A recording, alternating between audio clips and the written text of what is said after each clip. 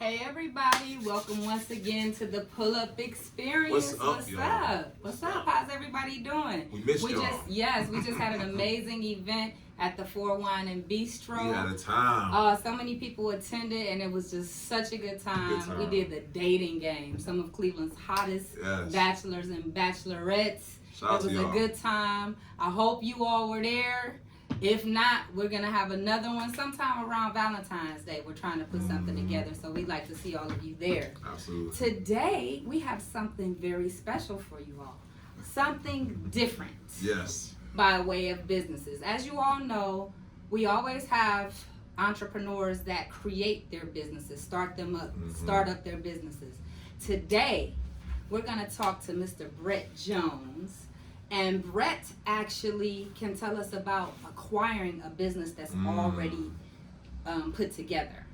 So we wanted to get him on to show a different side of the business and entrepreneurship.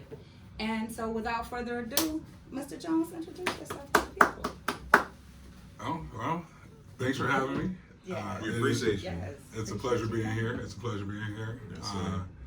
I'm Brett Jones, and I love business. I really love a P&L, right? I love... Marquita's not here, but I know she was here. She's like, what's a P&L? You know, in case for people who don't know what that is. Yeah, it's the profit and loss statement. Okay.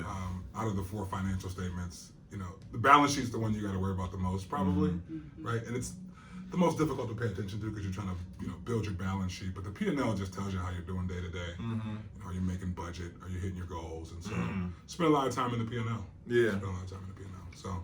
I don't think enough entrepreneurs actually think about that. They worry on marketing. They probably they focus on so many aspects of it. When I think about the nitty, what it really comes down to. True.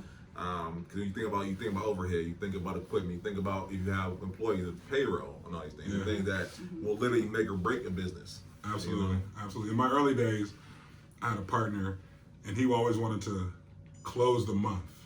And I was a sales guy. I thought I was a sophisticated business guy, but I was like, you know, you close the month, and let me know how we did, because it was the actual. I mean, that's where the rubber meets the road. When you close the month, right? You reconcile the account. You really take a look at what you did, and so. Yeah, just growing as a business person, the P&L and the financial statements have just become more important to me, and I've had more patience with getting into them, right? I mean, and if you don't have the patience for that, then you better have a partner that does. For sure. Absolutely. Going off what Brandon just said, I think a lot of us, when we go into business, you know, of course we're following a dream, and we find a way to make it happen. And, you know, a lot of times we are doing so much on our own, ourselves, doing so much of it, the marketing, like you said, everything ourselves. And we don't, unfortunately, we fail to learn about the P&L until later on in the business. And sometimes we don't. Right. And then that's when the doors close. Right. Because you think you're making money because you see money coming in, but you're not counting the money that's going out. Absolutely. So that's definitely one of the reasons I know you're good at that. I know about your spreadsheet and everything. So, I just want you to, I think it's important for the entrepreneurs to know, you know, how can they go about getting something like that? Do they need to hire someone? Is it doable yourself? Like, explain how you can get into that. It's not an easy space to get into. It took a little bit of work for me to get into it, but now that I'm into it, I can certainly help folks get into it. You know, one of the things about startups is they're time consuming, they're risky, they're expensive, and the failure rate is high, right? Because a lot of times you don't have enough financial runway, Exactly. right, Exactly. to be on a 5-year grind. And if you can't 5-year grind your business, then you're not going to get there. And I'm glad you said it, 'cause I think most people they thinking that you're gonna get a loan with the bank off top. I'm making so much money, but like you said, banks says you're a risk.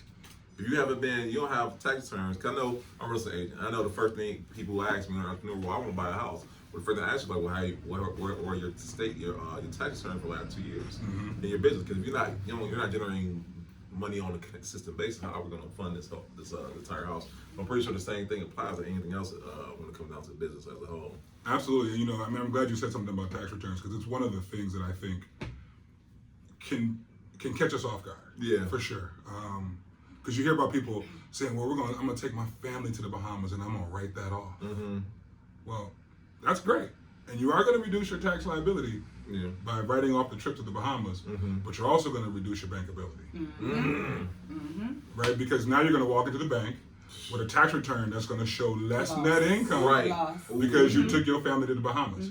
So, I mean, if you have tax liability and enough of it, then sure, you know, do some nice things for your family and your friends, and write that stuff off. Right. But if you're on the margin, in the way do you really tell whether or not you should be claiming trips to the Bahamas for your families is benchmarking your company against your competitors, right? So the bank has data that says this type of company should be performing at a 35% gross margin and a 2% net margin, whatever. Right? And so you have to know where your business is in the market, because they're not gonna give you a better deal if you're outperforming your competitors significantly, right?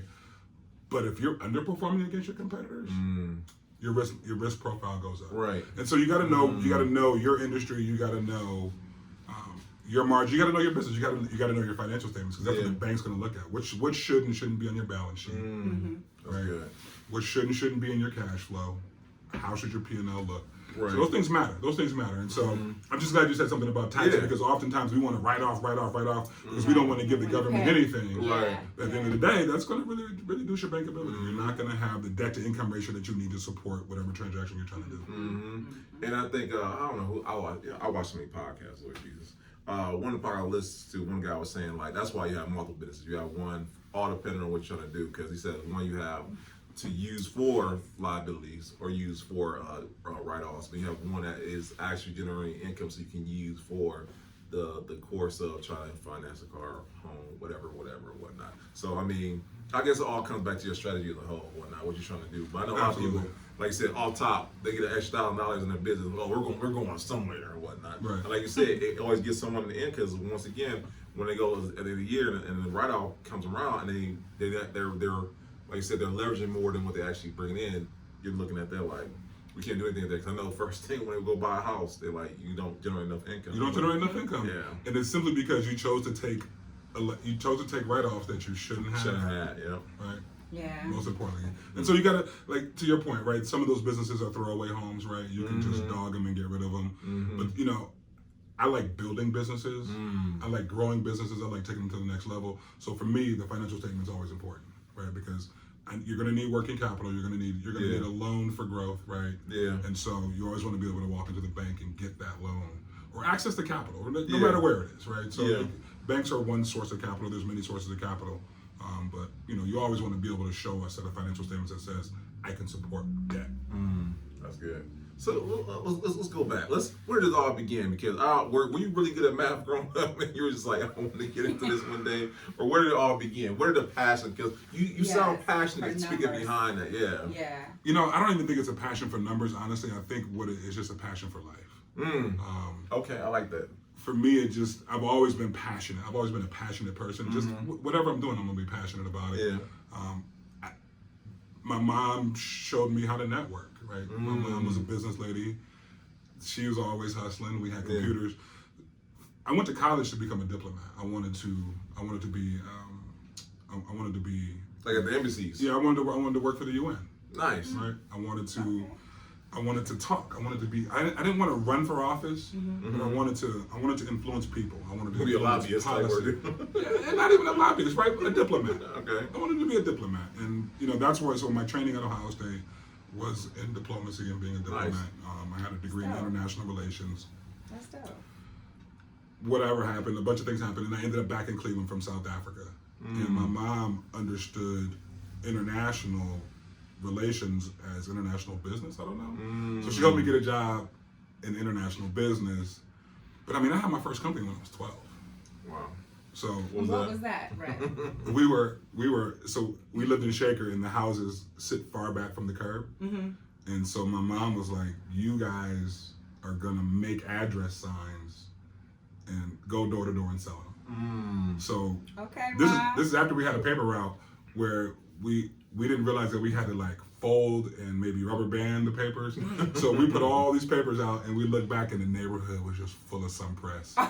And that was the last time we ran that paper route. But we had the bags from the paper route. So we put all this address sign stuff in there, all the letters, all the numbers. That was a great idea. It was. And we would go door to door and we would say, no one can see the police, the EMS, family and friends, the and pizza she guy. put the marketing plan together. Right. That's Yes. And I pulled it out the other day. I pulled it out about 2 weeks ago. It's a full-blown situation that she had to. So we've always been doing business and negotiating, and that's probably, I like the deal. Yeah. Right? I like, what's my favorite part about business is biz dev, right? Like getting new customers, working with vendors, strategic partnerships. I like the relationships that business affords you, and so, but I'm falling more in love with the P&L and the day-to-day operations. That's becoming a new passion. And so you, speaking of growing a business and helping a business grow, you were a part of Evergreen. I was. I came in probably 5 or 6 years after they had gotten started. And Explain to us what Evergreen is first. So Evergreen is a set of worker-owned cooperatives here in Cleveland. And the premise was that they would partner with the anchor institutions, Case Western Reserve, Cleveland Clinic, and university hospitals. And the impetus for that was the Cleveland Foundation challenged those anchor institutions and said, look, you guys are billion-dollar institutions, and right in your backyard is a median household income of $18,500 or less. And we're talking about a household income. We're not talking about a person in the household. We're talking about the entire household. Overall, wow. And $18,000 is $9 an hour. And now we're talking about an entire household. So Cleveland Foundation challenged the anchor institutions and said, what are you going to do to address this social economic gap that you have, this condition? And so we can spend money locally. Right, and so that's always the thought is, right, well, we'll just spend more money locally, we'll buy from more local suppliers, but they realized quickly that wasn't going to be sticky enough, it wasn't going to be impactful enough, and so they studied a model in Madrigal in Spain around employee ownership. And so the effort was to create employee-owned companies in the Greater University Circle neighborhoods called the Gucci neighborhoods that would be owned by the residents of the neighborhood, and the profits would go to the residents of the neighborhood, but they would have big contracts with the clinic and with UH and with Case. Wow. Yeah, it's a groundbreaking model. It's phenomenal. Learned a lot there, and really, I went there to just be a business guy. I was going to go and do just top line engineering. I was just going to drive sales, get new customers. But after about 2 years, I got bit by the employee ownership bug, and I really saw the impact that it had. I bet. On the employees, right? So now employees own the company 100%. And so this big Cleveland Clinic contract, whatever profits it spins off, it gets split amongst those employee owners. Now, again, what are we talking about? We're talking about Glenville, we're talking about Huff, right? And so there's nothing but black people there. Yeah. And so you walk into Evergreen, you walk into these Evergreen cooperatives, these Evergreen companies, and it was Green City Growers, Evergreen Energy Solutions, and Evergreen Cooperative Laundry. And you walk in and there's all black people there. Working because they're the ones that live in the neighborhood, and so it was just the most rewarding work I've ever done. Like I've never just felt so good about going to work every day, and it was all black people. So I mean, we had some white people in leadership, and they're great, they're good. I liked Mick and those guys. Yeah. But when it was like my people, right? So I'm walking into the laundry, I'm walking into the greenhouse, and it's like, what up, Ern? Right. We're doing business, right? And I'm an executive at Evergreen, but it just the way that it connected economic impact to the people, it's unprecedented. We've spoken. I love it. I've spoken all over the world, quite frankly. I mean, I've traveled internationally to speak about the Evergreen Cooperative model. Were you able to get people from speaking to people? Were you able to get them to adapt to the model? Yeah, we were. We were able to do that. We had a couple of projects that we were working on. I left, but we worked a little bit in Chicago with the healthcare systems there. The hospitals there was like 8 hospitals we were working with. I hear that project is still going. It's still looking like it could happen. Awesome. We're working with Yale and Yale New Haven Health System to do a laundry there. So and I went to spend some time in Rotterdam.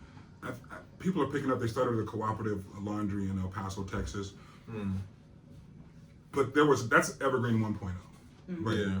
These billion-dollar institutions contracting with these local employee-owned companies. It's slow. It's a startup. Yeah. It's still risky. It's still expensive, particularly if you want to. So Evergreen Cooperative Laundry does probably 90% of Cleveland Clinic's laundry here in Cleveland. Oh. So you got to be a big laundry. I mean, it's 200 employees. It's it's a $15 million. It's a big investment, and so it just takes time for the clinic to get comfortable. It's a mess. They gave us all uniforms. Yeah. During COVID, we all wore the uniforms, so they had to be washed. Yeah.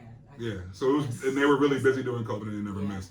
So that was Evergreen 1.0. Good. Evergreen 2.0 was this notion of like, all right, we wanted to have 1,000 employee owners in 10 companies in 10 years. We got to the 10-year mark. We had 3 companies, 300 employees. Yeah. So we were falling way short of our goals. I went to a conference at the Federal Home Loan Bank of San Francisco, and they were discussing what it means to have a quality job. Yeah.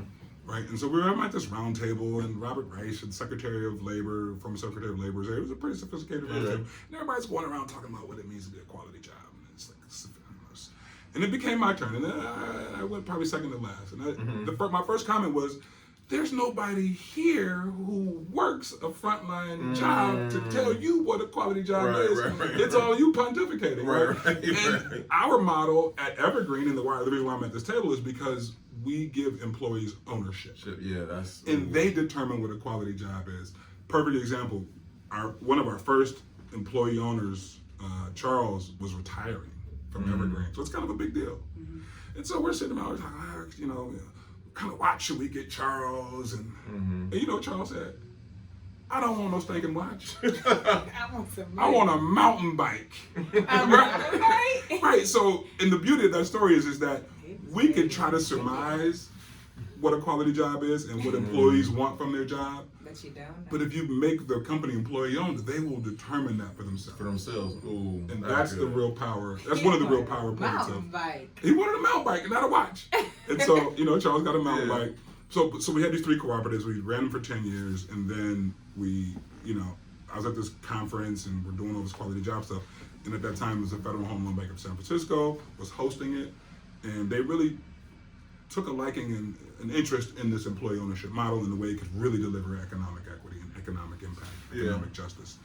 And so I was able to work with them to bring $5 million to Cleveland in the Fund for Employee Ownership. So I founded this Fund for Employee Ownership while I was at Evergreen. And what we were doing was, the whole mission of the Fund for Employee Ownership and the vision and the concept was that we would buy companies and convert them to employee owned and then support them in the Evergreen network. So it took us 10 years to get 3 companies. Yeah. Now, so we started the fund in 18. By 20, we had acquired 4 or 5 businesses. So we had grown double what we were. Right. And we had almost as many employee owners in a year and a half versus the 10 years and the millions of dollars it took to get there.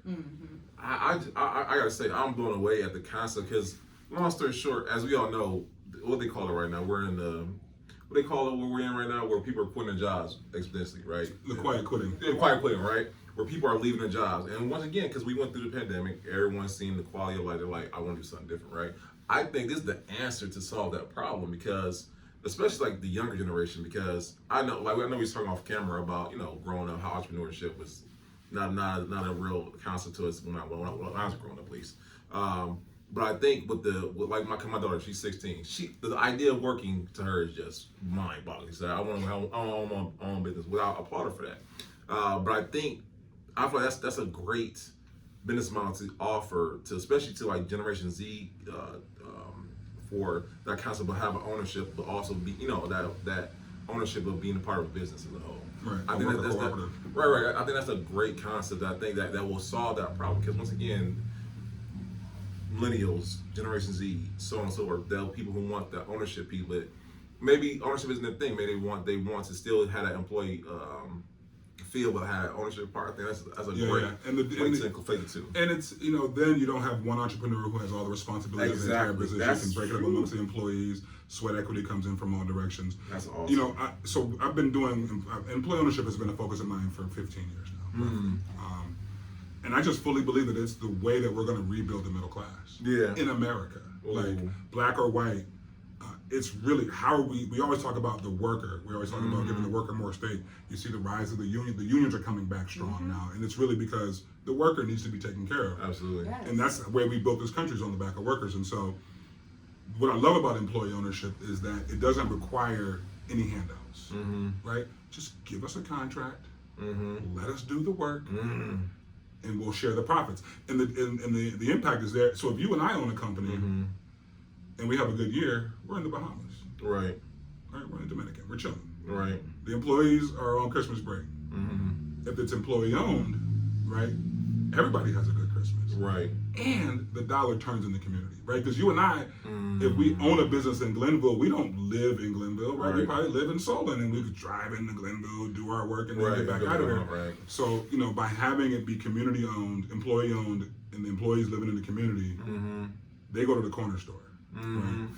They go to, they create jobs because the dollar begins to turn, because they're not, Right. And it's we're not saying- enough money, right? When you that's talk dope. about employee ownership and sharing, it's not a get rich, so it's not enough money for you to suddenly be in Dubai, Right. But it's enough for you to have do a little saving for college and have a good Christmas, right? And so it doesn't free you, and so you're not taking your money out of state, you're not taking your money out the country, you're not taking the profits and leaving the community with them. Right. The profits stay local, and so you'll always, as long as you know me, you'll always know that employee ownership is a part of my business strategy. And what I'm working on now is really proving the fact that employee ownership can be driven by the private sector, right? It can be driven by private capital.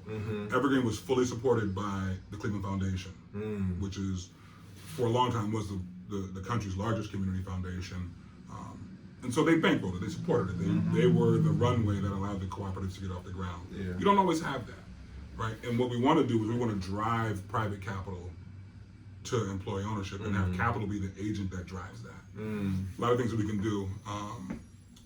Employee ownership should be a protected class in the federal government, much like MBE is. Right. So if you're an employee-owned company bidding on a federal, state, city contract, you should get a couple of more points for being employee-owned. Right. And that's the same way that you get a couple more points for being an MBE. Yeah. Right. That's the system or whatever. Whoever's saying like, yeah, we want to advantage minorities. Right. Well, we should be advantaging employee-owned companies. Yeah. And I think that's the way to go. So that's the whole Evergreen piece, is just, that's how it all came to be for me. Yeah. And for the cooperatives, and kind of the impact it has had on my life. So employee ownership is always going to be what we're doing. I feel like that you should run for office with that platform. Yeah, that's an amazing idea. That's an amazing And idea. I mean, you've already seen that it works. We've seen that it works. So what's I mean- the goal Yeah, so- then? I'm sorry. Go ahead.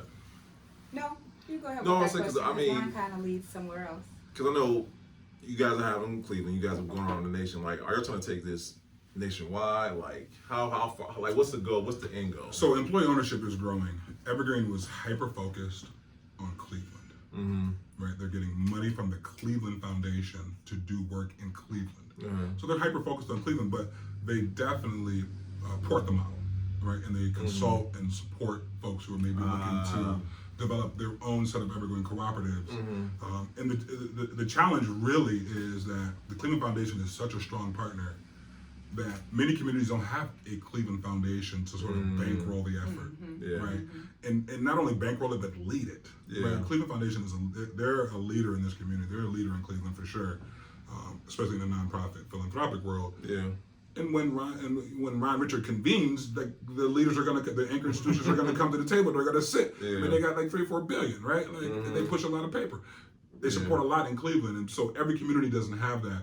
So I think some of the communities are trying to figure out, how do we do it without a Cleveland Foundation? The good news is that, you know, the Fund for Employee Ownership was one of the first, if not the first, employee ownership fund, right? Where we're going to take dollars and invest and buy companies and convert them. That model has grown significantly, particularly around worker cooperatives. In employee ownership, there's ESOPs and worker cooperatives and a lot of structures. ESOP is the most popular one people know about. But worker cooperative is small. It's one share, one vote. So if you're the janitor or if you're the president, you have one share, you have one vote, and you profit share equally. Doesn't matter if you're the president or the janitor. Your check is the same based upon tenure. Yeah. Right? The tenure matters. But your salary is compensatory to the market. So if you're the CEO, you get a CEO salary. Yeah. But that doesn't entitle you to more of the profits as if you did more of the work. I like that. Right. Yeah. So we're really excited about. I love employee ownership. I mean, I know this isn't an employee ownership interview, No. but certainly. No, I mean, listen, that idea is phenomenal. I mean, people need to hear about that, period. Like businesses, entrepreneurs, everybody. Like if we, like you said, it could save the middle class. Yeah, it is going to be the way we do it. It's going to the only way we're going to and we're going to rebuild the middle class with Heck of an employee ownership. idea.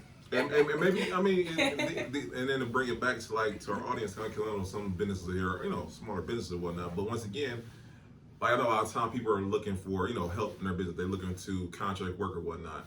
I think the concept can be applied to small business. Bring somebody in as a quote unquote have ownership in your business per se. If you can't front the money, or the contract work up front, have ownership of your business, equity in it. Yeah, Right? yeah. That would solve a lot of problems because I think a lot of us, we get so selfish of having, what my mom always told me, I'd rather have a percentage of a watermelon than have 100% of a grape, right? That is the number one concept that gets sticky for people. Yeah. They want to have all the control. They want to have all the money. They want to have They want 100% of a little pie. Right. right. Rather than taking a small piece of a big pie. Mm-hmm. Yeah. Growing your business, accessing capital, cashing out, right? Like, yeah, you can have your small pie and you can control it, and it's very egotistical, and it's fine, right? Nobody's judging anybody that wants to be 100% controlling their pie. But if you want to really build a big business and grow and get rich, it's small pieces of big things that really get you there. Not big pieces of small things. I love that. So you left Evergreen, I did. and this was the main reason that we wanted to have you on the show. We have entrepreneurs on, like I said, that have startups. They are making their dreams come true. But you will be one of the first that we've interviewed that actually acquired a business that was already running. So we want to talk about that because a lot of times we do, get off into, I have a niche doing this or I have a niche doing that. But there are people out here, investors and people with money, that can go a different route than starting up their own thing from scratch. They can go a different route and do some research because I know you had to do plenty of research to make sure everything is on the up and up. And I want to know about that. And so, there is a different way to own your own business rather than starting it from scratch yourself. You can also invest into buying an existing business. Absolutely. So that was the reason why we have you on the show, because we want to show people that there's another way. Yeah. Sure. So let's talk about that. Let's talk about your business, Woodhill. Woodhill Plating, yeah. And tell us about the business first, what it is, and then please go into how you acquired. Sure. So it is an industrial company. It's electroplating. We apply a layer of nickel and then a layer of chrome over brass and steel parts to protect them, right? So a lot of what you'll see that's that shiny silver metal look, it's because it's been plated with nickel and chrome. And so, I mean, that's really, it's a simple concept, but it's a difficult business. It is not something that I anticipated coming into this deal. Way more key man risk than I knew, than I assumed, because they were doing good when I walked through the door. I was able to test drive it for a year before I bought it. And in that year, it was just crumbling every day. Yeah, I mean, in July, I walked in, July 2021, I walked in. We were doing about $105,000 a month, but the business was coming apart at the seams, unbeknownst to the owners, who are private equity guys, and the staff. But it was just coming apart at the seams, and by December, we had shrunk to about 15 grand a month in revenue. So it was difficult. We lost a lot of customers. We let go of a lot of employees. We really just got down to basics. So you started out basically finding out their bottom line of everything, how everything is running, and so that you could come in and figure it out and get them back on track. It was really a test drive. Okay. Do I want to buy this business? Okay. And the owners who we worked on the deal with, they had no idea that the business was as bad. Oh wow, they didn't even know. They didn't know. But I mean, I remember getting there my first day. I'm driving out to one of our customers because it's a big company. They do welding equipment here in town, and they were a good customer for us. But we could not get the nickel and chrome layer to adhere to this brass part. Yeah. And it was just a nightmare. I mean, it was a nightmare. And so we lost that customer and a bunch of other customers, and then the chrome bath became a thing. And so Woodhill Plating, it's an electroplating company. You put nickel in, you put metal on metal, and to make it decorative and durable, prevent it from rusting. So after we're done plating steel, it won't rust. Right? You can leave it outside. That's cool there. Okay. And so our customers are fluid control, air control, automotive, healthcare. Which is big here in Cleveland, like for our audience living here in Cleveland, that makes sense, you know, for business in our city or whatnot. So they probably listen to you like plating for steel and nickel. That don't sound glamorous or whatnot, but it works for our city. It works, and so this company was started in 1932 by the Speranos, some Italian guys, and they expanded it 3 times, and it's an interesting it's interesting to be in that legacy, right? In 32, right? So I mean, that was before World War II. Yeah, that helped it expand, by the way. Yeah, I'm sure, right? Yeah, Right, I'm sure. Absolutely. And they did all kind of plating. I mean, those guys were really sharp and smart in the type of plating they could do. They did brass plating and white. They did a bunch of types of plating. I got rid of all that because I didn't know how to do all of it. And nobody at the company when I bought it, nobody knew how to do it. So we're not doing that stuff. We know how to do nickel. We know how to do chrome. So we're going to stick with that. And we're going to grow the business that way. We may get back into brass and some of the other things, but so the Speranos bought it in 32, and then 7 years ago, the guy that I bought it from bought it, and then he gave me a sweetheart of a deal.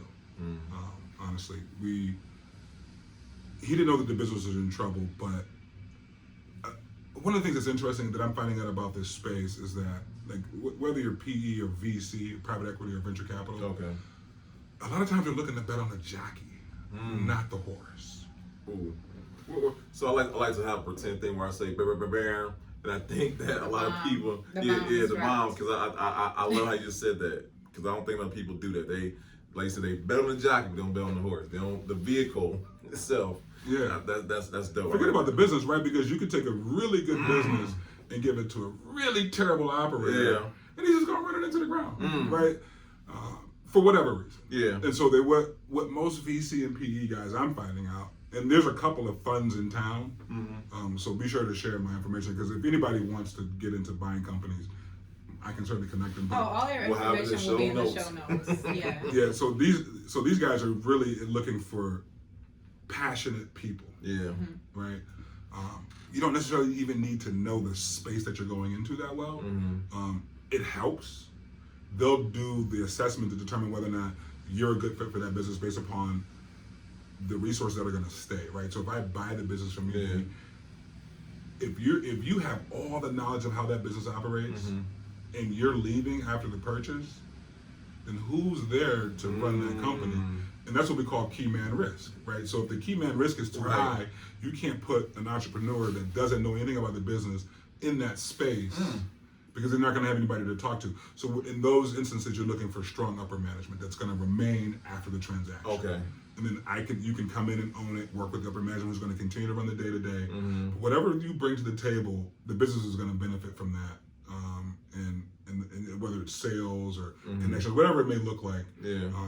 But there's a lot of people who are looking to bet on good jockeys. Forget about the horse. A really good jockey could take an average horse and win it. Right. And win it. You know what you dig? So it's about are you a good operator? Yeah. And just because you have a passion for it doesn't mean you're a good business operator. Mm-hmm. I mean, I really learned that. Like, Yeah. this Woodhill experience really showed me that I was a passionate guy. I understood business. I loved the deal. Yeah. But I wasn't a good operator. I heard that when the acquisitions of businesses happen, the first thing they do is get rid of the CEO off top. 9 times out of 10, because they said if they're the reason why we're acquiring a company, because obviously you not ran into the ground, but you obviously were going to cause the problems or whatnot. Do you find that to be ultimately true, or? I think it's a case by case basis, and you know there are guys who do turnarounds, and those guys and gals are looking to buy a company that's trajecting downward. Most people don't want to buy a company trajecting downward. You're looking to buy cash flow. Right. Like buying a house. Right. So you're like, this thing is cash flowing today. Yeah. The owner wants out. They want 5 times EBITDA. We'll give it to them because we know that basically in 5 years we're going to have whatever investment we put in. We'll have it paid back. Yeah. Right. So it's a 5x on EBITDA. I have it paid off in 5 years, and now the company is mine, free and clear. Right. So do they get rid of the CEO? Sometimes. Yeah. Sometimes they do, sometimes they don't. A lot of times the CEO, if it's a different culture, there's all types of reasons why they would, maybe get rid of the CEO. Okay. But like if you're looking to just buy cash flow, and so the reason why you would buy a company rather than maybe start one is because startups are expensive. Right. Startups are risky. It's established. They're slow, right? And so if you got cash, why not buy? What you're doing is buying cash flow, right? So like to your point about real estate, and I want to talk about that, right? You want to buy a rental property that already has tenants because you're just buying cash flow at that point. Yeah. What I like about, and so we're going to certainly dive into just like being able to buy a business because it can happen. But the reason why I like buying businesses better than real estate is it's $1 million building, 16 units. Once all 16 units are rented, that's your cash flow cap. You ain't making no more money. Right. Right? And it may be good money. They may pay on time every time, but that's it. Yeah. You buy a $1 million business, you can grow that every year. I didn't think about that. Right? So real estate, you sort of have a ceiling on earnings. Yeah. You gotta have real estate in your portfolio. You should always have real estate in your portfolio. Right. But if you think about like I'm gonna go through the pain and the process to put together $1 million capital stack so I can buy a building, you can also put that same capital stack together and buy a business. And it cash flows. Certainly you're gonna do your homework. You can change my outlook on real estate. I'm about to start buying businesses. Yeah, and you know what? This is a crazy time because of what's called the silver tsunami. There are so many retiring baby boomers right now. Really? Oh, I read about that. Yeah. And so it's so many that it's called the silver tsunami. It's going to be the largest wealth transfer in American history because these guys and gals operate small to medium-sized companies that private equity, hedge funds, they're not after them, right? They're like, we can operate. I mean, we're talking micro cap businesses. They can operate small cap, mid cap, large cap, right? So they can do deals all in the cap range and make more money on the deal. The same due diligence that you put into a micro cap, you got to put into a medium cap, right? You got to understand how the business works, where the cash flow is coming from, and so the silver tsunami just means what's happening. And this is how I started the fund at Evergreen, the fund for employee ownership, the notion of the silver tsunami. These people are just retiring. They're just shutting the doors, going to Florida and getting in fishing position. You're right. Because they're like, I'm done, right? My kids are through college. I got all my cash. I'm good. I'm closing the door. They don't have nobody to pass these businesses on to. Their kids don't want it because you ran a decent company for a few years, right? Yeah, you ran a decent company, so you sent your kids to Ivy League. You sent your kids to college, and the kids don't want to come back and run this business, Dad.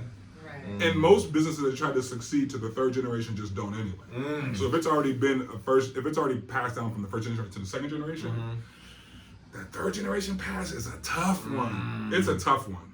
It's a tough pass. They normally don't happen. So you have these businesses that are, they may employ 20 people. They may be doing $2-3 million a year. Yeah. And they just close. And so my original notion was, if they close, and we're talking Cleveland, my focus is Cleveland, if they close, if these small and medium-sized companies close, the frontline workers will take the hit immediately because now they're dislocated from their job. Right. And if you've been there for 20 years, you've gotten these sort of cost of living increases and raises. Right.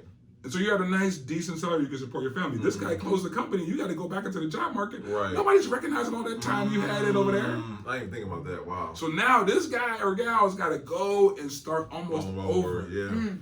Right? So that's the biggest, that's the number one hazard. That's from my Evergreen days. Big hazard was just the frontline worker's going to get dislocated. Right. Frontline worker gets dislocated. What do? They start slowing down on their payments on everything. So then you start having this real estate blight creep in, right? Yeah. I'm gonna lose my home. I don't make the money that I used to. It supported the lifestyle that I had. I can't afford all that. Yeah. So then you start having foreclosures, That's right? Which definitely coming. hurts the community, right? The city relies on that tax income. Yeah, property tax. Yeah. So now, I mean, income tax from the business, right? So the business closes, the state, the city loses that tax base, that business tax revenue. It just disappears. Yeah. Right? And if the owner is selling in that fashion, 9 times out of 10, he's just liquidating. Which means this person who provided jobs for 2 or 3 generations is simply just liquidating his company. What that means is that he's not getting market value. Right. And small businesses, small, medium-sized businesses are the number 1 employers in the country. Right? By far. So in my mind, the small business owners, medium-sized business owners, they're the real American heroes because they provided all the jobs and the economic base for us to be who we are. And now, at this moment, he's got to just liquidate and take pennies on the dollar for what he built. Yeah. I saw a real opportunity to come in and say, look, we're going to give you fair market value for your company. Yeah. We're going to keep your employees. We're going to keep the name on the business. Right? So this is the whole Evergreen thing. Whew. That's the deal right there. That's the whole Evergreen thing. That's where we started. But that silver tsunami still exists. Yeah. Right? And Evergreen can't buy everything. So what are we going to do? We're going to buy some of this stuff. Bye. We're going to buy some of this stuff. I mean, it's a plating company. A part goes to a machinist, a CNC machinist. They take an ingot, they make a part, they send it to me, I plate it. Yeah. I send it back to the customer. So I'm in this really industrial sort of supply chain. Yeah. The company's for sale. And so, but there's a lot of industrial companies. There's a lot of companies for sale. And instead of starting a company from scratch, which is a lot of work, just buy one. Buy one, right. If you're a baker, hey, I got the best cookies in the world. There's a lot of Italian ladies who are retiring. Yeah. And they got all the baking equipment and all the recipes and all the customers. All the customers, right. Ooh. So all you gotta do is show up Yep. and not blow it. Right, not blow it. Right. Show out. Show up and show out. Maintain the business, maintain the customer base, whatever you gotta do. But so it's a methodology around buying cash flow. Yeah. Right? Because sometimes you start a business because you just want to be rich. Yeah. You just want to make the money. Sometimes you start it because you're really passionate about the space. Either way, there's a business out there that you could probably buy and just start at base camp 1 rather than the base of the mountain. This got to be one of the best interviews we had this far. I'm learning a lot tonight. Yeah, because we needed to have a whole different aspect of business ownership. You know, it's not. As we can all see, it's not just about building from scratch. Right. You know, there's opportunities out here, and let's be ready. Let's be ready for the silver tsunami. And this thing is it's happening. As a business broker, someone who brokers these deals, there is. I thought I was coming on the spot. I don't think I'm being creative like this. Someone who does that, because that's a great job to be the middleman in that. Yep, there's business brokers. I mean, so a little bit of the background is in investment banking. So when we had the fund for Evergreen, we were buying companies. Yeah. So I was on the phone with business brokers all day. And I still get calls because my name and number are on the sites where businesses are being sold. It's bizbuysell.com is where you can go look for businesses for sale. Oh, wow. A guy called me the other day. He had a vending machine company with 65 locations in Columbus. He said, man, this guy wants to sell. I saw your name on BizBuySell. Wanted to know if you wanted to take a look at it. Sounds great. Yeah. I'm focused on Woodhill right now. Right. Right. So, and that's, as I've as I've grown, I've learned to be focused. Because the old me was a shiny object dude, right? So that's me now. I got Woodhill, and he's like, "Oh, you got vending machines?" And I'm like, "Oh, let me." And then all of a sudden, what happens to your Woodhill, right? Yeah. So, but bizbuysell.com is where you can go and you can see tons and tons and tons and tons of businesses for sale. And then the same way when you try to get ready to buy a house, what do? You go to the bank and you say, "I want to buy a house," and they say, "You're not ready. You need to do these 3 things or these 4 things, and then you'll be ready." Same thing with buying a company. I want to buy this business. They're like, "All right, we got to do these 4 things before you're ready." But there are some investment funds who I know are betting on Black entrepreneurs to run companies. So they find they connect with a Black entrepreneur they really like, and they shop for a business to buy for that individual. Get out of here. individual. Y'all And they put the Put my name capital up. on I'm about to Put my name on it. say. They put their capital up, right? You come in and you run it. You come in and you run it. It's not for the faint of heart though. Like running a business for real is not for the faint of heart. No, it is not. When you go from this sort of like cash flow, like it's cash. I've got my cash coming in. I'm doing my thing. The moment you try to go just a little bit bigger, then you gotta close the month every month, and it's painful. Bank reconciliations and all of that, man. Forecasting, budgeting. Not to scare anybody, but I'm just saying, like, but if you so want many businesses fall apart from this. I want to grow just a little bit more. So I've seen so many fall apart. That's it. That's the end of them because they did it too soon. They didn't have everything in place and their numbers in place enough to know it's not time yet. and working capital. Working capital. I mean, working capital is something that we don't talk a lot about, but that's legitimately your runway. Depending upon how much working capital you have and your burn rate, how much you use every single month, that determines how long you can be in business.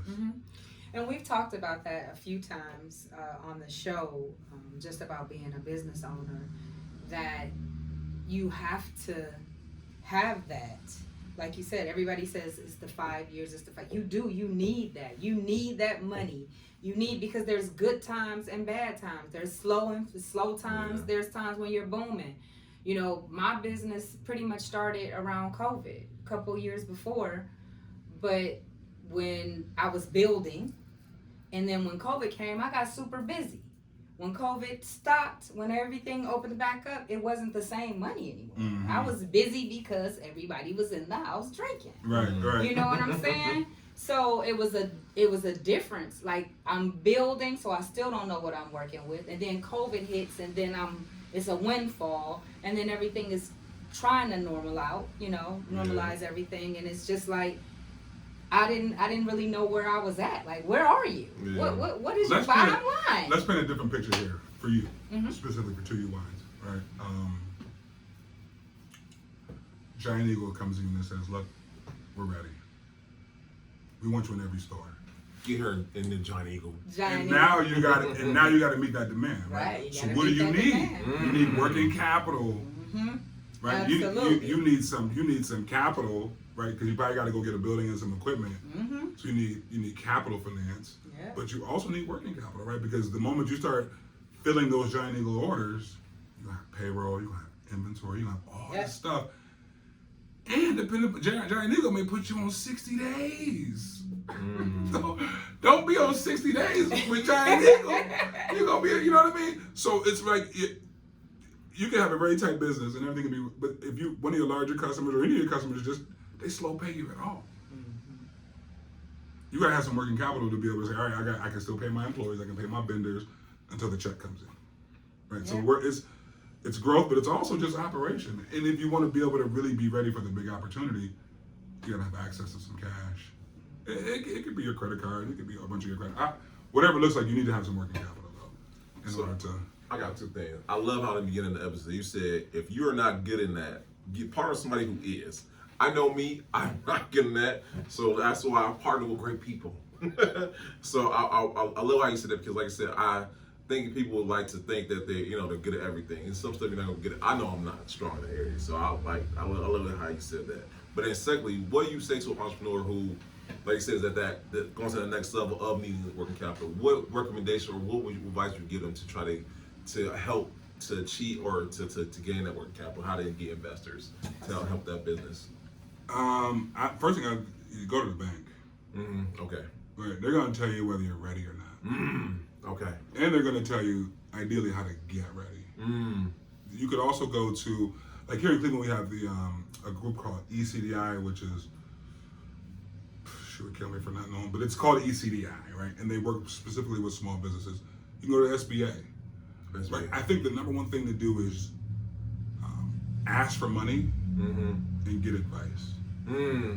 That's crazy. That's so crazy because like that's why I tell my clients like, of course I'm gonna help you on the way, but they tell you go to the bank. The bank gonna tell you off top. They're gonna level set with you immediately. They're not playing any games. Yeah. If you can meet a bank standard, then you can certainly meet private capital standards. Absolutely. Right. How to access private capital it's tricky. I mean, it's still old white dudes thing. You know what I mean? Investment capital. That's still. I mean, those guys still control it. Yeah. There are more. We're moving in a different direction around tech. So there's quite a bit of capital for Black tech entrepreneurs. Quite frankly, with this Biden administration, there's just money for Black people, right? And it's a really interesting space to be in, just with the amount of recognition that this administration has for the work that we did to get this country to where it is. I mean, I was just listening to NPR today, and they're talking about $180,000 check for descendants of veterans who were in World War II. Because we couldn't use our GI Bill for school or to buy a house. Get out of here. We had the GI Bill. 1 million Black people served in World War II. We couldn't access housing or education with the GI Bill. White boys went and did it. So now they're like, oh, we recognize the harm we did on the Black community. I didn't even know giving them access on the GI Bill stuff. Idea. I mean, it was it was a free education and a very low loan for your house. Well, bro, that's how you start with generational wealth, right? A little bit of education and a house that's building equity. Yeah. So they realize, right? So I'm just saying, like, this is a really ripe time. Yeah. And I don't think it's a guilt play, but I think what America realizes at this point is that, like, just never really done it without Black people. Yeah. Ooh. And if we want to, Period. because, I mean, look, you just tell me one thing that this country has done without Black people. It just has. I just gave you the period. And there's nothing else to say.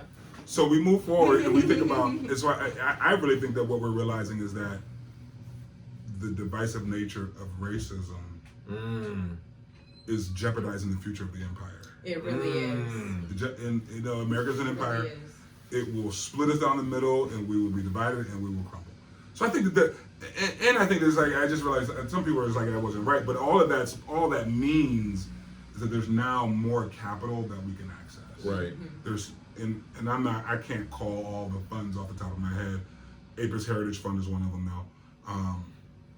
Black owned, shout out to my guy, Todd Everett, where you can access capital to buy a business, right? Instead of starting from scratch. And that's really, I don't know if you ever climbed, like, nobody climbs Mount Everest in one fell swoop. Mount Everest has base camps where you climb 5,000 and then you rest and you refuel and then you hit another base camp, right? And then there's probably 3 or 4 base camps on the way to the top of Mount Everest. Why start at the bottom when you can start on base camp 1 by buying a company? No matter what you're doing, right? You could buy the lady's cake shop. You continue with her recipes, but also come with your own recipes and grow her business, right? And so I've always just thought, I mean, when I started looking at the numbers and sort of how we could do it, I always felt that, you know what? Buying a business, buying some cash flow makes sense. And you can, if you haven't played cash flow, have you played cash flow? I want to play. You haven't played cash flow? No, but I saw it on your IG, and I'm like, what is that? Oh, And I saw Robert that you Kiyosaki, man. whether you hit or something like that, and I'm like, you met your goal or something like that, and I was like, what is this cash flow? It is the game to play because you understand small deal, big deal. You understand leveraging capital. You understand it all. You understand stocks. You understand the whole shoe. You got that? You got that, guys? You got to be playing cash flow. Cash flow. We have to get into it. It's a great drinking game. It's great for your kids. It's family. It's friends. No matter what you're doing, cash flow. You should play cash flow at least once a year. So you can just remind yourself, where am I? Yeah. Because sometimes you're in a small deal and you're in love with it. When you really need to let that small deal go and leverage it to get into the big Bigger than ooh. And they do it all the time in real estate. Yeah, They only do it all the time in real estate. Yeah, all the time. You to Monopoly, that's how Monopoly is. You get a little house and you buy the hotel. That's what it is. That's all you do. Ooh, I'm buying today now. You encourage me. We Oh, talked if you don't have it, earlier about QuickBooks. What do you want to tell the people about QuickBooks? Just get in there. Just get in there. Make sure when you get an invoice or you get a bill, just run your business on QuickBooks and be diligent about recognizing your expenses when they come in, booking your revenue when it comes in, reconciling your bank account every single month, because that's how you generate your financial statements. The bank says, well, let me see how your business was doing. You generate your finance. You did your. I mean, but we legitimately our line of credit is being evaluated right now, and what do they want? They wanted the financials. Let me see how you guys are doing. It's not going to go well. I get it. The company sucks right now. That's all right. But so yeah, I mean, we were at 15 grand. We were at 15 grand in December. Last month, I think we billed 48, 50 grand in that business. Nice. So we're growing it. And the Not customers there are coming yet, back. but you're growing. You're And we have going a in the right competitive advantage. direction. We have a machine that nobody else has. We can produce 300 parts every That's 60 important. seconds. Yes. Every 60 seconds, I got 300 parts coming off the line. Yeah, that's dope. So if you got a lot of little pieces that need to be plated, there's a lot. There's a guy over there who can do them. There's a bunch of guys who can do them. But if you want them all done, Right. and you want a short lead time, Yeah. because the longer those parts are out, right? Because you think about this, right? So the guy bought the ingot of metal, then sent it, paid for transportation to get it in, treated it, did whatever he did. Then he paid for it to go to the CNC shop. Yeah. They CNC'd it, sends it over to me. They may bring it back in house to look at it, make sure it's ready to go, tumble it, whatever they're gonna do. Then they send it to me. I plate it, and I send it back to them. Well, they didn't put that money on for that ingot 6 weeks ago. Yeah. And they ain't getting that money back. And so wow. the longer that supply chain is, the longer they got that money out, the longer the more expensive that part is. Yeah. Wow, I didn't think about that. Wow. Right? So you shorten that supply chain, the cost of money goes down. The cost of the part goes down. Total cost of ownership goes down. And so, what Woodhill could do is we could crank parts out much faster than anybody else. You can send me 30,000 parts and I can have them back to you at the end of the week. Nice. So just run the machine. So, I mean, that's what I like about Woodhill. It sucked.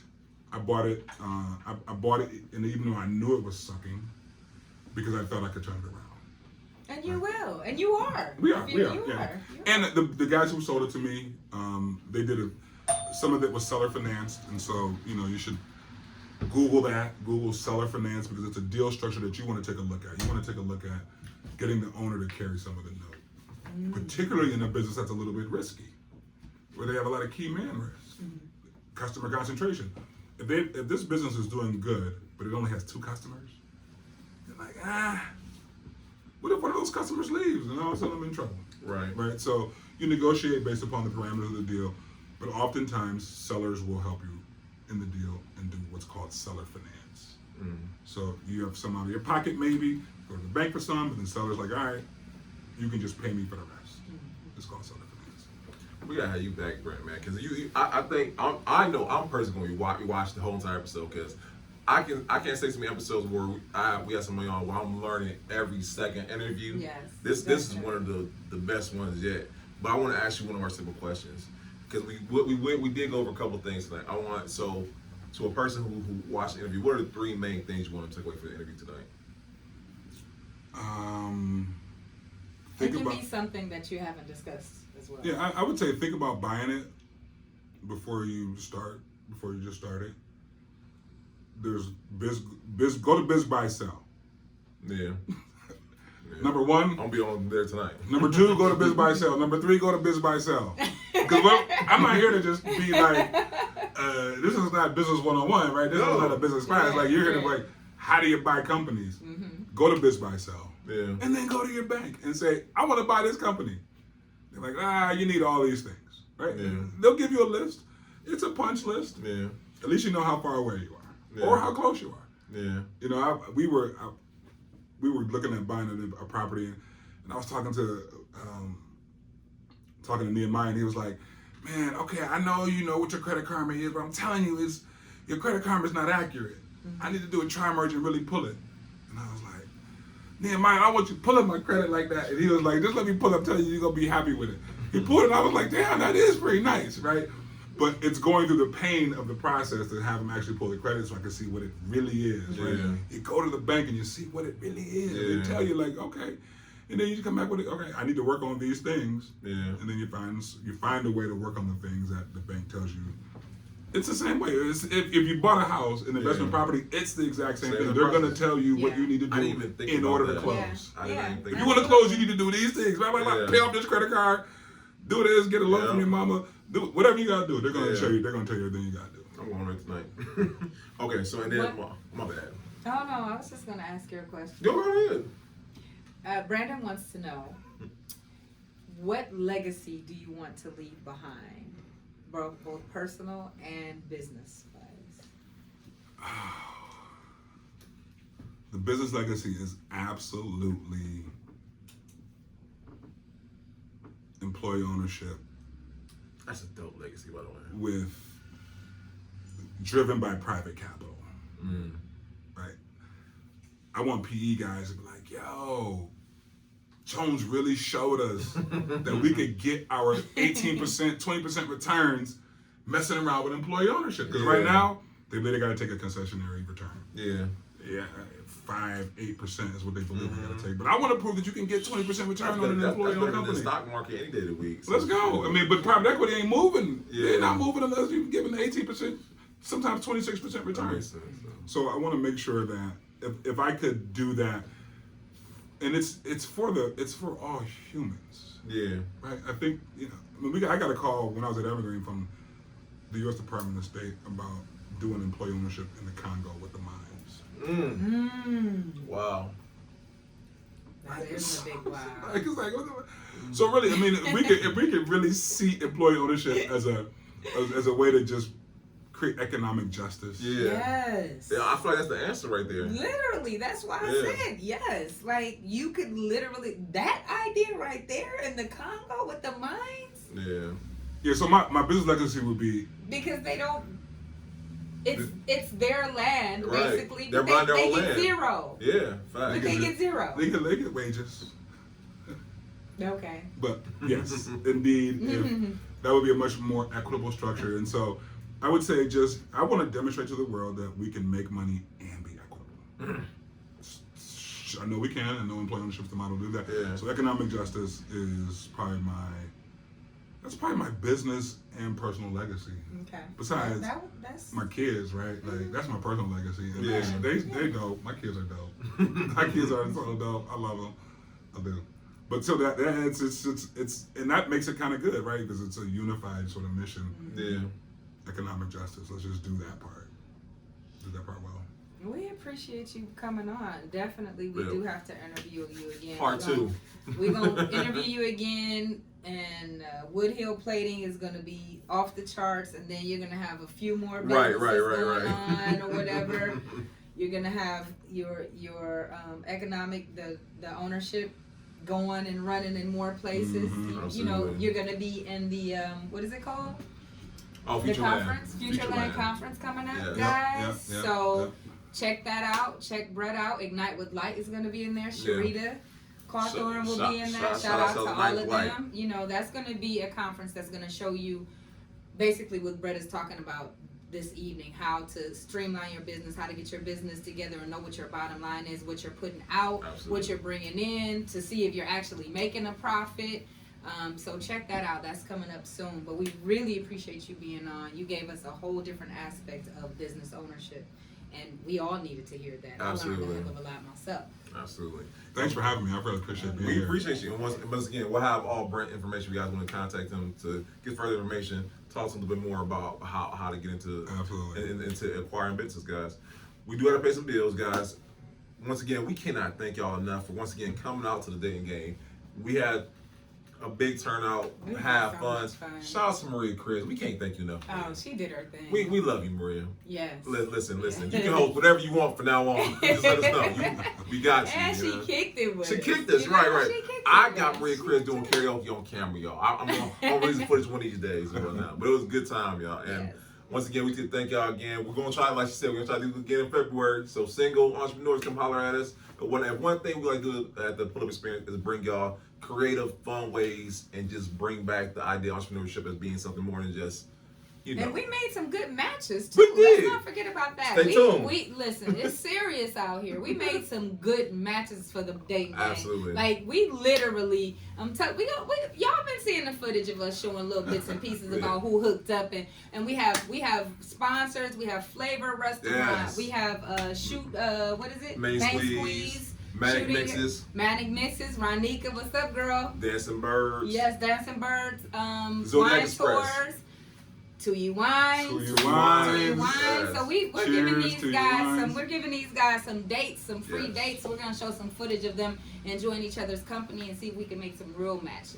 Once again, we thank y'all again. We can't thank y'all enough. And we just want to once again thank our team. Steve, I love you, Steve. I love you, Steve. The best man, the greatest. Have they ever seen Steve? Yeah, Huh? Steve comes on. Yeah. Steve gets over here. Okay, all right. I want to make sure, make sure Steve gets a little They know airtime in the Steve. building. They know Steve. The Keep man us behind the looking camera, good. man. Yes. We love you, man. We love you, man. Sure. If y'all looking for videography, photography for y'all events, talk to Steve at Alien Eyes Photos. Hit him up on Instagram, guys. And then we can't thank Arlo. Arlo, where are you, Arlo? We love you, Arlo. Arlo showed out at the day. She really did. She was got on the us some floor. I see her excellent doing footage. the turnaround and whatnot. Yes, She doing her yes, thing and yes, whatnot. She yes. getting angles from everywhere in the whole establishment. So thank you, Arlo. Yes. You guys once again looking for photos that just make your whole event look like something out of a movie. Hit Can up I Arlo. give a shout out? Yeah. Sure. I want to give a shout out to one of the truest hustlers I know in the game, the kid.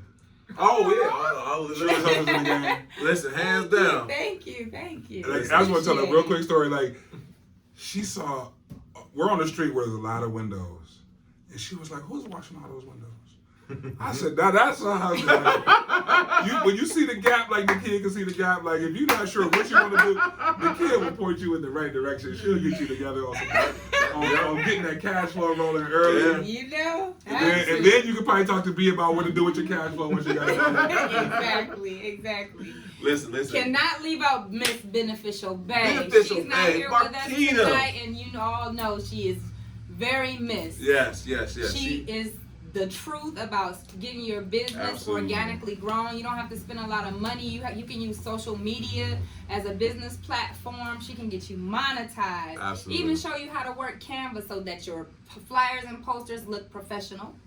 She can get you all the way together, guys. She is tried and true. She has the best business advice, your DUNS number, everything. Puts you together. Absolutely. We miss you, Money. We can't wait to see you next episode. Absolutely. What else we got? All occasions. Tanisha. God, yes. Yes. Listen, guys, you have an event coming on. You guys need chairs. You guys need lettering. Whatever you need for your event, next event, holler at All Occasions. I saw her with her whole PPE on. Yeah. Sawn Cut, and sawn she and all makes that the good she stuff. makes the marquee letters herself. Like she's Absolutely. really dope in real life. Yes. Like she makes sure that all your events are. She puts everything together, packs it all up on time. Delivers, She's very and professional. fix it up too. Yeah, she makes sure that your event is state of the art and it's looking good, and she takes care of business for sure. Absolutely. And lastly, we want to start out Social Master. Social Master is our paid sponsor for the show, guys. Once again, listen, we're in 2022, guys. No more paper cards. We're not doing it anymore. Now we have a NRC generated business card that we use that we usually can take our QR code, scan your business, your email, your Cash App, your website, all in Gotta one get those place. That's what I need. What's the name of it again? Social Master. Social Master. We'll get you together. Don't worry. Yeah, We'll get you we together. use I got it. You got to Discount get me up. code. You got to get me Yeah. up tonight. Yeah. That's social master. Yeah, we got you. We got you. For Once sure. again. For The sure. business cards are dead. They are. They're Yeah, nobody's touching that COVID-ridden business card. That's social. Absolutely. Not only that, but you have all the intentions. You have good intentions about calling the people, but you put it in your purse, you put it in your wallet, and you never look at You it. never see it again. You never look at it. So You use it for all kind of stuff that ain't got nothing to do with business anyway. Right. Right? Absolutely. This guy. Business cards. Steve be have like bump. But yeah, you got that, and you got all their information right in your contact. Social Master. Everything. Social Master. Yep. We'll put Nice. you together for sure. Absolutely. And we will also have all of Brett's information in the show We notes. can't thank you enough, Brett. Yes. You Amen. definitely For gave the, us for the a people, whole man. For nother- y'all. For y'all. Yes. Listen, Appreciate can't thank having you enough. on. And I can't wait to have him back on because I know I'm gonna rewatch the episode like 2 or 3 times because like you were dropping bombs like Funk Flex, Indeed. man. Yeah, Like, we got some new stuff coming too, man. I got some new hotness. Actually, I'm about to leave here and go to a meeting. It's a company. It's a startup. It's against my better judgment on this situation. But we're projecting about a $15 million business Oh wow. by the end of 2024. From 0 to 15 million in 2 years. That's dope. And it's a freaking cash cow. And it's a third business. Like, you gotta talk about people who are smarter than you. Yeah. My business partner, he's too smart for his own good. Do you need some part of your entourage just sitting in the meetings with you? You know what I'm saying? Because I would like to be that guy. You know what I'm saying? Because I want to be in these rooms. You know. I mean, you know what I'm saying?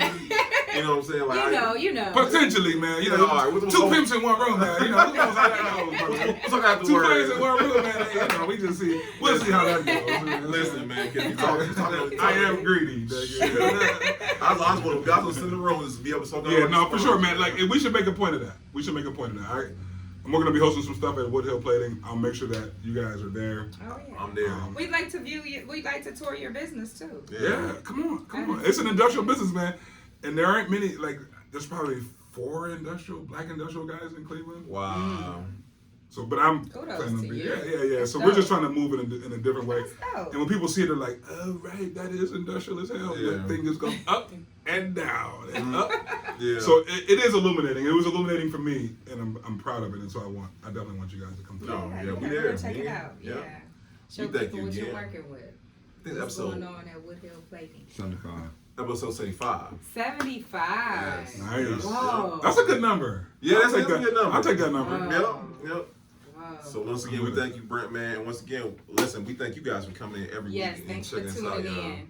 Yep. And we'll see y'all next time, all right? Y'all, Peace. peace.